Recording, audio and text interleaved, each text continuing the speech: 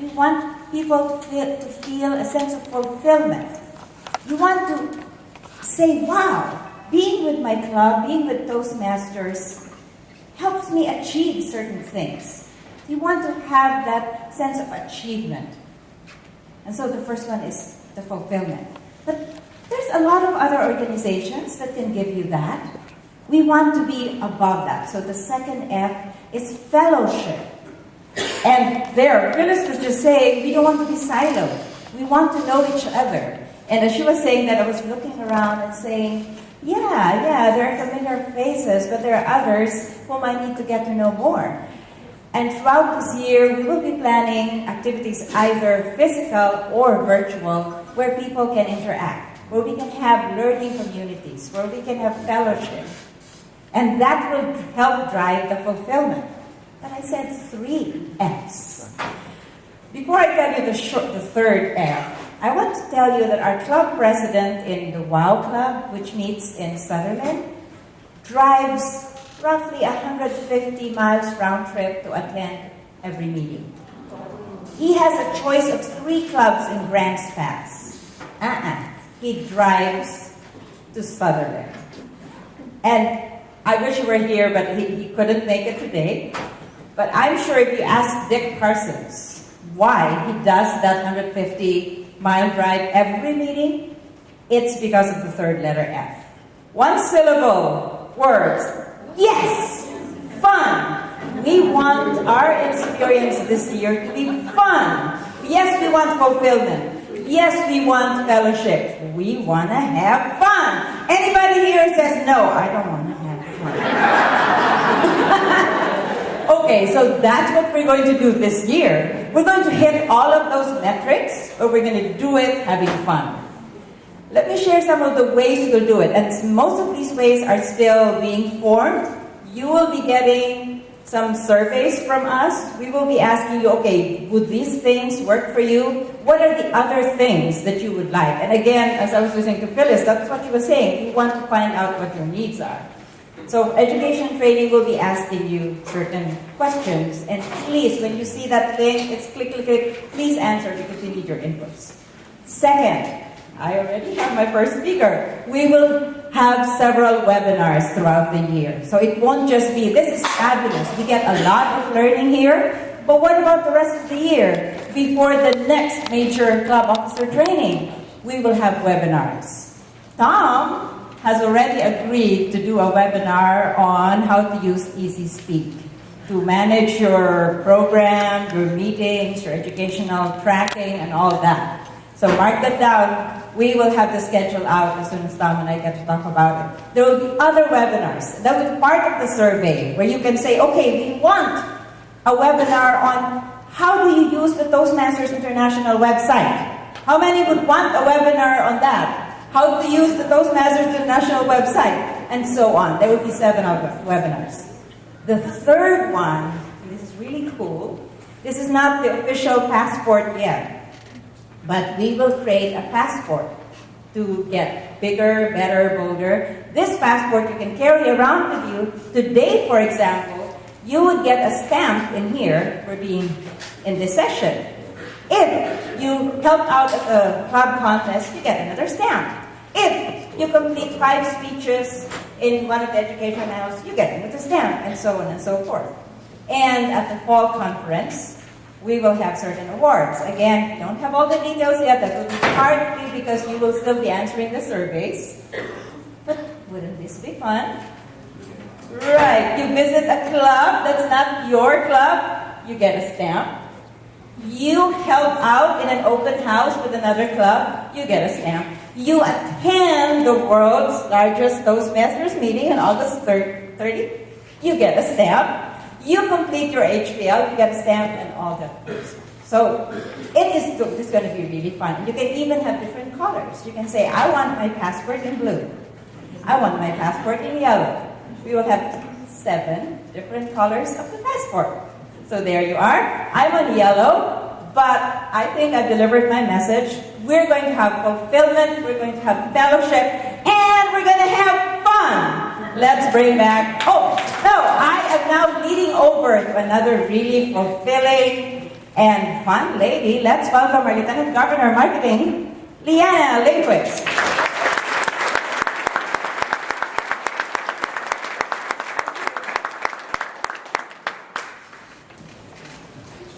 One of the things that I learned because of Toastmasters was to do PowerPoints, and I realized how much fun they are, especially if we have somebody setting those up. Don't start to talk yet.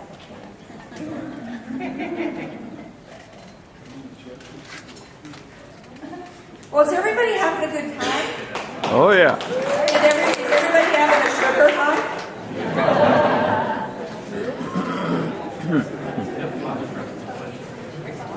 Oh, we're almost there. Okay. New club leads.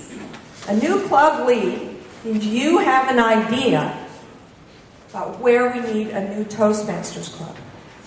Furthermore, you may have a connection there for us. And this year, you're going to have an opportunity to earn awards. If you turn in a lead that culminates in a kickoff meeting, and a kickoff meeting means that we've got a group of 20 or more potential Toastmasters together and put on a little mini Toastmasters meeting, you will get to have 2 of the Simon Sinek books. Now, if you don't know who Simon Sinek is, you will know very shortly. Now, when that club charters, you get another reward. You can choose any one of the videos by our own Randy Harvey, World Champion of Public Speaking, or Ryan Avery, our most recent World Champion of Public Speaking. Now, if you look on your chair, you had a little slip of paper, a little white slip of paper. This is a potential club on this slip of paper. What we need from you is not only your idea, but your contact information. If you put Macy's down, we really can't do anything with that. If you put something like Coca-Cola Company, and I happen to know head of human resources, and her name is Sally Sue, now that means something. But we also need your name on this too. So everybody, take a look at this. Think where there can be a Toastmasters club. Is it your business? Is it your church? Is it PTA meeting somewhere in your neighborhood? Stop and think about who would benefit from having a Toastmaster club. And I am going to start this little... Phyllis, you didn't give me 3 hands. Wasn't my job. Little white box is going to come around. If you have a lead, put the lead in the box. If you don't have a lead, pass your white slip of paper around. And we'll give those to somebody else. Now, the good news is, before we break, we are going to have a drawing. I've got 2 nice prizes. So, think hard, think often, and come up with a lead. We'll start this around.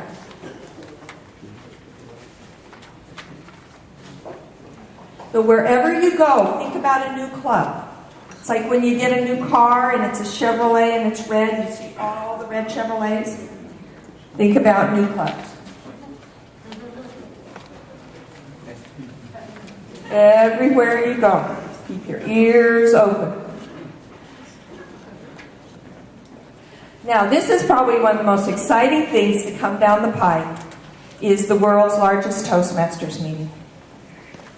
We're pretty excited about this. We've got lots of committees. They have been working very hard, had lots of meetings on site, conference calls. Lots of great things are in the works right now.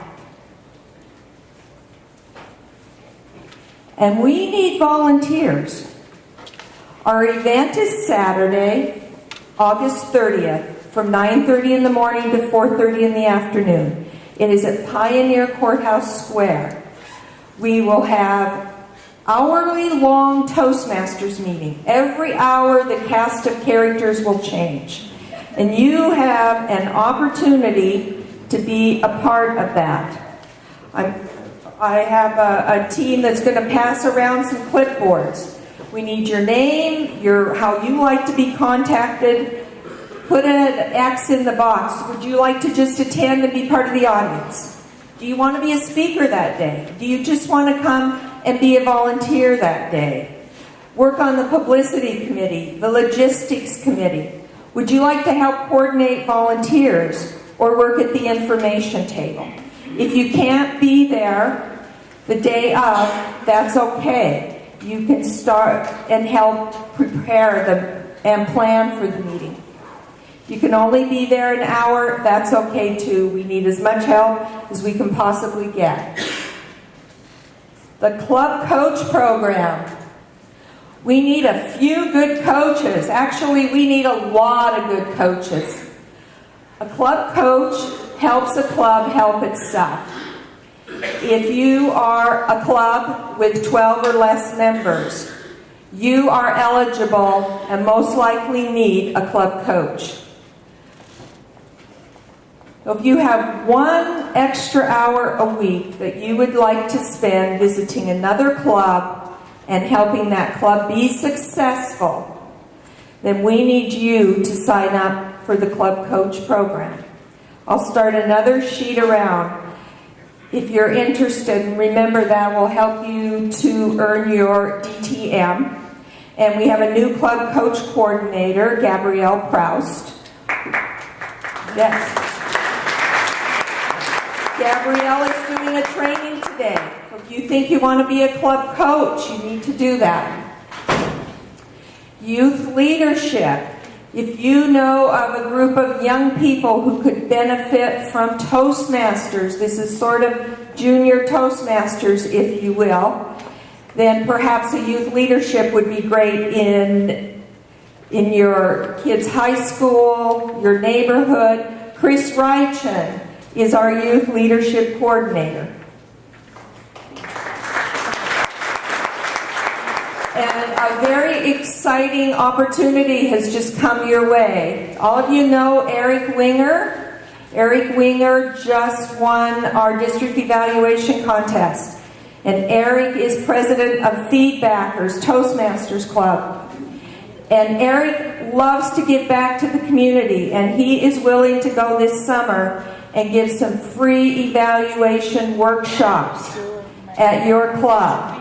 So think about that. It's a great opportunity to get a little excitement in your club, educate your people, bring some clubs together for an area event, start thinking about that. And you can, Eric at thewingers.net, or just Google Feedbackers Toastmasters Club. And that's where you can find Eric. My friends, go forth and have fun. Thank you, Leanna. We are going to show you a video. You're all leaders. Is there anybody in the room who doesn't think they're a leader? I don't want to see those hands come up. Put those hands down. Wrong answer. I'm going to start a video as soon as I am. This is escape. They didn't train me to be a tech. Okay. So my tech friends in the room are helping with this.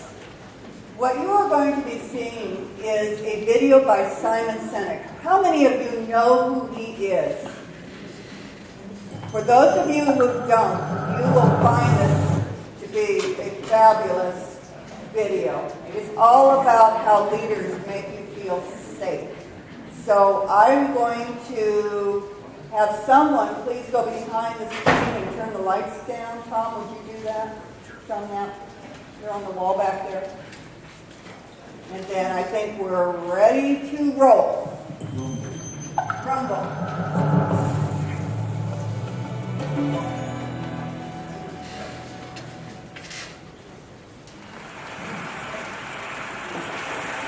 There's a man by the name of Captain William Swenson who recently was awarded the Congressional Medal of Honor for his actions on September 8th, 2009. On that day, a column of American and Afghan troops were making their way through a part of Afghanistan to help protect a group of government officials, a group of Afghan government officials who'd be meeting with some local village elders. The column came under ambush and was surrounded on three sides. And amongst many other things, Captain Swenson was recognized for running into live fire to rescue the wounded and pull out the dead. One of the people he rescued was a sergeant, and he and a comrade were making their way to a medevac helicopter.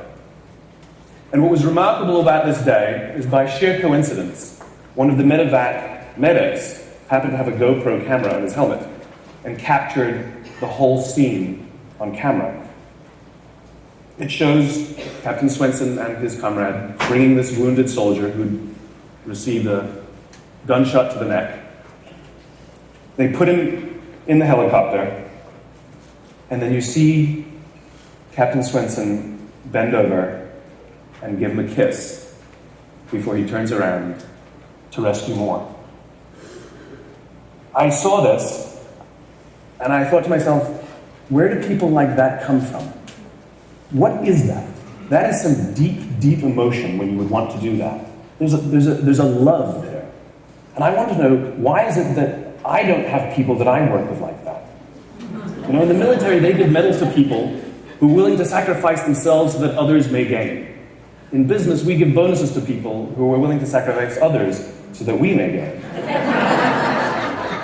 Huh? So I asked myself, where do people like this come from? And my initial conclusion was that they're just better people.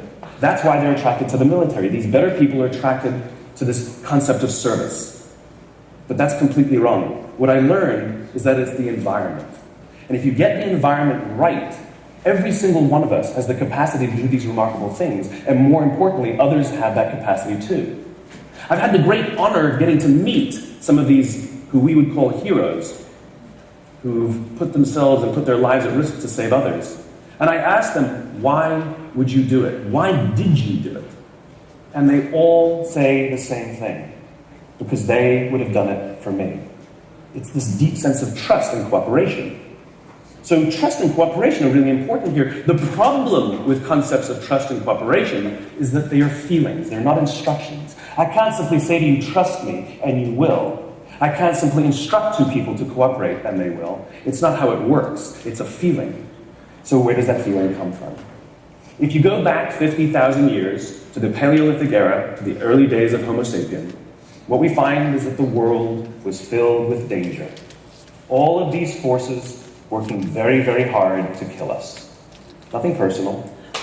Whether it was the weather, lack of resources, maybe a saber-toothed tiger, all of these things working to reduce our lifespan. And so we evolved into social animals, where we live together and work together in what I call a circle of safety, inside the tribe, where we felt like we belonged. And when we felt safe amongst our own, the natural reaction was trust and cooperation. There are inherent benefits to this. It means I can fall asleep at night and trust that someone from within my tribe will watch for danger. If we don't trust each other, if I don't trust you, that means you won't watch for danger. Bad system of survival. The modern day is exactly the same thing. The world is filled with danger, things that are trying to frustrate our lives or reduce our success, reduce our opportunity for success. It could be the ups and downs of the economy, the uncertainty of the stock market.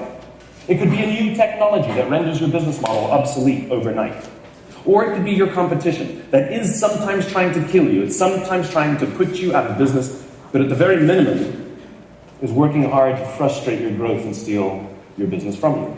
We have no control over these forces. These are a constant and they're not going away. The only variable are the conditions inside the organization. And that's where leadership matters, because it's the leader that sets the tone. When a leader makes the choice to put the safety and lives of the people inside the organization first, to sacrifice their comforts and sacrifice the tangible results so that the people remain and feel safe and feel like they belong, remarkable things happen. I was flying on a trip, and I was witness to an incident where a passenger attempted to board before their number was called. And I watched the gate agent treat this man like he had broken the law, like a criminal. He was yelled at for attempting to board one group too soon. So I said something. I said, why do you have to treat us like cattle? Why can't you treat us like human beings? And this is exactly what she said to me. She said, "Sir, if I don't follow the rules, I could get in trouble or lose my job." All she was telling me is that she doesn't feel safe. All she was telling me is that she doesn't trust her leaders. The reason we like flying Southwest Airlines is not because they necessarily hire better people, it's because they don't fear their leaders. You see, if the conditions are wrong, we're forced to expend our own time and energy to protect ourselves from each other. And that inherently weakens the organization. When we feel safe inside the organization, we will naturally combine our talents and our strengths and work tirelessly to face the dangers outside and seize the opportunities. The closest analogy I can give to what a great leader is, it's like being a parent. If you think about what being a great parent is, what do you want? What makes a great parent? We want to give our child opportunities, education, discipline them when necessary, all so that they can grow up and achieve more than we could for ourselves. Great leaders want exactly the same thing. They want to provide their people opportunity, education, discipline when necessary, build their self-confidence, give them the opportunity to try and fail, all so that they could achieve more than we could ever imagine for ourselves. Charlie Kim, who's the CEO of a company called NextJump in New York City, a tech company, he makes the point that if you had hard times in your family, would you ever consider laying off one of your children? You would never do it. Then why do we consider laying off people inside our organization? Charlie implemented a policy of lifetime employment. If you get a job at NextJump, you cannot get fired for performance issues. In fact, if you have issues, they will coach you and they will give you support, just like we would with one of our children who happens to come home with a C from school. It's the complete opposite. This is the reason so many people have such a visceral hatred, sort of anger at some of these banking CEOs with their disproportionate salaries and bonus structures. It's not the numbers. It's that they have violated the very definition of leadership. They have violated this deep-seated social contract. We know that they allowed their people to be sacrificed so they could protect their own interests. Or worse, they sacrificed their people to protect their own interests. This is what so offends us, not the numbers. Would anybody be offended if we gave a $150 million bonus to Gandhi? How about a $250 million bonus to Mother Teresa? Do we have an issue with that? None at all. None at all. Great leaders would never sacrifice the people to save the numbers. They would sooner sacrifice the numbers to save the people. Bob Chapman, who runs a large manufacturing company in the Midwest called Barry Waymiller, in 2008 was hit very hard by the recession, and they lost 30% of their orders overnight. Now, in a large manufacturing company, this is a big deal, and they could no longer afford their labor pool. They needed to save $10 million. So, like so many companies today, the board got together and discussed layoffs. And Bob refused. You see, Bob doesn't believe in head counts. Bob believes in heart counts. And it's much more difficult to simply reduce the heart count. And so they came up with a furlough program. Every employee from secretary to CEO was required to take 4 weeks of unpaid vacation. They could take it any time they wanted, and they did not have to take it consecutively. But it was how Bob announced the program that mattered so much. He said, it's better that we should all suffer a little than any of us should have to suffer a lot. And morale went up. They saved $20 million. And most importantly, as would be expected, when the people feel safe and protected by the leadership in the organization, the natural reaction is to trust and cooperate. And quite spontaneously, nobody expected, people started trading with each other. Those who could afford it more would trade with those who could afford it less. People would take 5 weeks so that somebody else only had to take 3, leadership is a choice. It is not a rank. I know many people at the senior-most levels of organizations who are absolutely not leaders. They are authorities, and we do what they say because they have authority over us, but we would not follow them. And I know many people who are at the bottoms of organizations who have no authority, and they are absolutely leaders.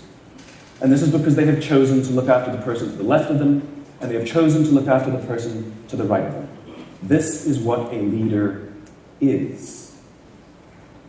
I heard a story of some Marines who were out in theater, and as is the Marine custom, the officer ate last, and he let his men eat first. And when they were done, there was no food left for him. And when they went back out in the field, his men brought him some of their food so that he may eat. Because that's what happens. We call them leaders because they go first. We call them leaders because they take the risk before anybody else does. We call them leaders because they will choose to sacrifice so that their people may be safe and protected, and so their people may gain. And when we do, the natural response is that our people will sacrifice for us. They will give us their blood and sweat and tears to see that their leader's vision comes to life. And when we ask them, why would you do that? Why would you give your blood and sweat and tears for that person? They all say the same thing. Because they would have done it for me. And isn't that the organization we would all like to work in? Thank you very much.